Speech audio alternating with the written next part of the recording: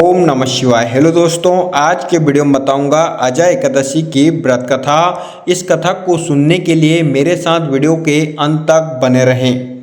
अजय एकादशी व्रत कथा। अब ध्यानपूर्वक इस एकादशी का महात्म्य श्रवण करो। पौराणिक काल में भगवान श्री राम के वंश में अयोध्या नगरी में एक चक्रवर्ती राजा हरिश्चंद्र नाम के एक राजा हुए थे। राजा अपनी सत्यनिष्ठा और ईमानदारी के लिए प्रसिद्ध थे। एक बार देवताओं ने इनकी परीक्षा लेने की योजना बनाई।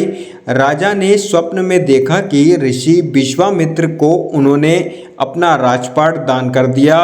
सुबह विश्वामित्र वास्तव में उनके द्वार पर आकर कहने लगे, तुमने स्वप्न में मुझे अपना राजदान कर दिया।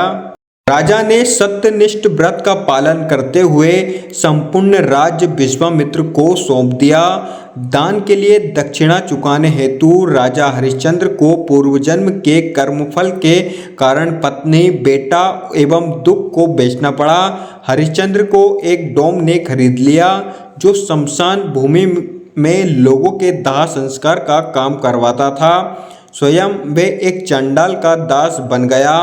उसने उस चंडाल के यहाँ कफन लेने का काम किया, किंतु उसने इस आपत्ति के काम में भी सत्य का साथ नहीं छोड़ा। इसी प्रकार उसे कई वर्ष बीत गए तो उसे अपने इस नीच कर्म पर बड़ा दुख हुआ और वे इससे मुक्त होने का उपाय खोजने लगा। वे सदैव इसी चिंता में रहने लगा कि मैं क्या करूं, किस प्रकार इस नीच कर्म से मुक्ति पाऊं। एक बार की बात है, वे इसी चिंता में बैठा था कि गौतम ऋषि उसके पास पहुँचे और हरिश्चंद्र ने उन्हें प्रणाम किया और अपनी दुख भरी कथा सुनाने लगे। राजा हरिश्चंद्र की दुख भरी कहानी सुनकर महर्षि गौतम भी अत्यंत दुखी हुए और उन्होंने राजा से कहा, हे राजन, भादो माह के कृष्ण पक्ष की एकादशी का नाम अजा है। तुम उस एकादशी का विधान पूर्वक व्रत करो तथा रात्रि को जागरण करो, इससे तुम्हारे सभी पाप नष्ट हो जाएंगे। महर्षि गौतम इतना कहकर आलोप हो गए। अजा नाम की एकादशी आने पर राजा हरिश्चंद्र ने महर्षि के कहे अनुसार विधान पूर्वक उपवास तथा रात्रि जागरण किया। इस व्रत के प्रभाव से राजा के सभी पाप नष्ट हो गए।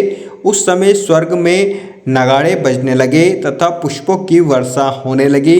उन्होंने अपने सामने ब्रह्मा, विष्णु, महेश तथा देवेंद्र आदि देवताओं को खड़ा पाया।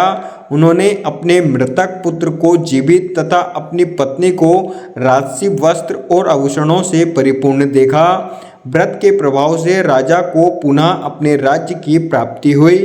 वास्तव में एक ऋषि ने राजा की परीक्षा लेने के लिए ये सब कौतुक किया था, परंतु अजय एकादशी के व्रत के प्रभाव से ऋषि द्वारा रची गई सारी माया समाप्त हो गई और अंत समय में हरिश्चंद्र अपने परिवार सहित स्वर्गलोक को गया। हे राजन, ये सब अजय एकादशी के व्रत का प्रभाव था। जो मनुष्य इस उपवास को विधि विधान पूर्वक करते हैं तथा रात्रि जागरण करते हैं, उनके सभी पाप नष्ट हो जाते हैं और अंत में वे स्वर्ग को प्राप्त करते हैं। इस एकादशी व्रत की कथा के श्रवण मात्र से ही अश्वमेध यज्ञ के फल की प्राप्ति होती है। इतिरेवा ये कथा समाप्त होती है। अगर आपको वीडियो अच्छी लगी हो तो like, share, comments and subscribe करना ना भूलें। Thank you so much all of you.